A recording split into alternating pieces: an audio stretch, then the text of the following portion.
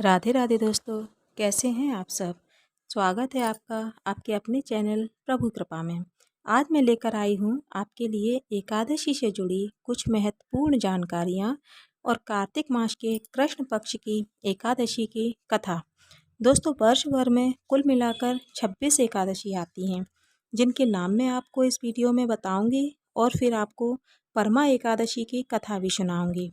तो इनके नाम इस प्रकार हैं: उत्पन्ना एकादशी, मोक्षदा एकादशी, सफला एकादशी, पुत्रदा एकादशी, शर्तिला एकादशी, जया एकादशी, विजया एकादशी, आमलकी एकादशी, पाप मोचनी एकादशी, कामदा एकादशी, बरूथिनी एकादशी, रोहिणी एकादशी, अपरा एकादशी, निर्जला एकादशी, योगिनी एकादशी, पद्मा एकादशी, कामिका एकादशी, पुत्रदा एकादशी, अजा एकादशी, वामन एकादशी, इंदिरा एकादशी, पापांकुश एकादशी, रमा एकादशी, देव प्रबोधिनी एकादशी, पद्मिनी एकादशी, परमा एकादशी।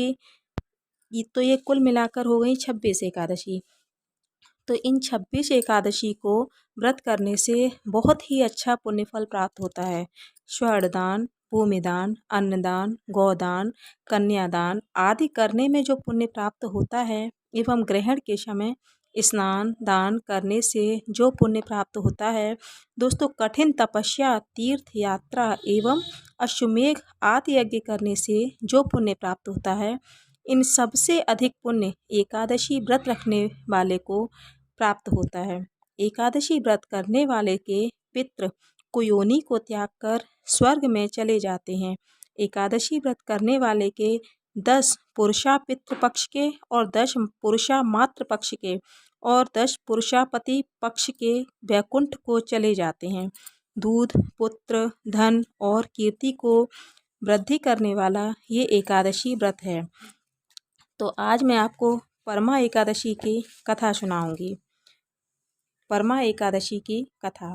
भगवान कृष्ण बोले, हे युधिष्ठिर, यह अधिक मास में शुक्ल पक्ष की एकादशी का नाम पद्मिनी है। इसमें मेरी और मेरी प्यारी वृषभानु दुलारी की तथा शिव पार्वती जी की पूजा की जाती है। इसकी विधि यह है: दशमी के दिन मिथ्या भाषण, निंदा आदि कुकर्मों को त्याग करें। रात्रि को भूमि पर शयन करें। इसके महात्म्य की कथा पुलस्त्य ने नारद ऋषि को सुनाई थी।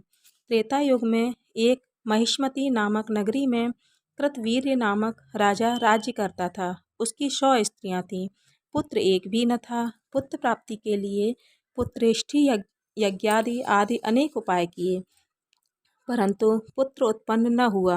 अंत में यही विचार किया कि गंधमादन पर्वत पर जाकर तपस्या करूं। उसकी स्त्री ने कहा, मैं भी साथ चलूंगी। पति और पत्नी दोनों ने गंधमादन पर्वत पर जाकर 10,000 वर्ष तक तपस्या की, परंतु सिद्धि को प्राप्त न कर सके। राजा रानी दोनों का मांस सूख गया, हड्डियों का पिंजरा रह गया। रानी ने विचार किया, अब महापतिव्रता अनुसुईया की शरण में जाकर कोई और उपाय पूछूं। ऐसा विचार कर अत्रि मुनि की पत्नी अनुसुईया के पास आईं।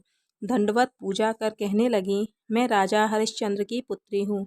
पति के साथ तपस्या करने आई थी, परंतु 10,000 वर्ष बीत गए, भगवान रूठे ही रहे, पुत्र एक भी न दिया। उनकी प्रसन्नता का उपाय कोई बतलाओ, जिससे हमारा कल्याण हो। अनसुईया ने कहा, अधिक मलमास जो 32 मास के बाद आता है, उसके शुक्ल पक्ष की एकादशी का विधि पूर्वक व्रत करो। ऐसा अजेय पुत्र मिलेगा जिसको रावण भी विजय न कर सकेगा। अतः प्रमदा रानी ने पद्मिनी एकादशी का श्रद्धा से व्रत किया और कीर्तिवीर्य नामक पुत्र को प्राप्त किया। कीर्तिवीर्य महाप्रतापी राजा था।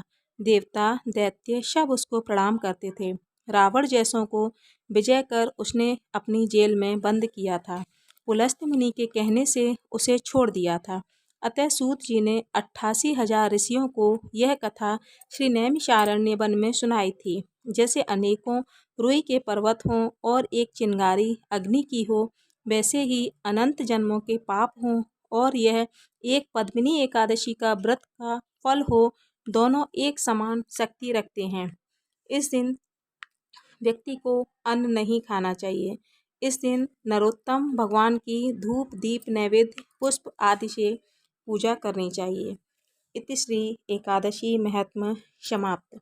तो इस प्रकार दोस्तों ये थी पद्मा एकादशी की कथा। तो उम्मीद करती हूँ कि आपको वीडियो बहुत पसंद आई होगी। वीडियो आपको थोड़ी सी भी अच्छी लगे तो इसको लाइक कीजिए, सब्सक्राइब कीजिए। Thank you. राधे राधे।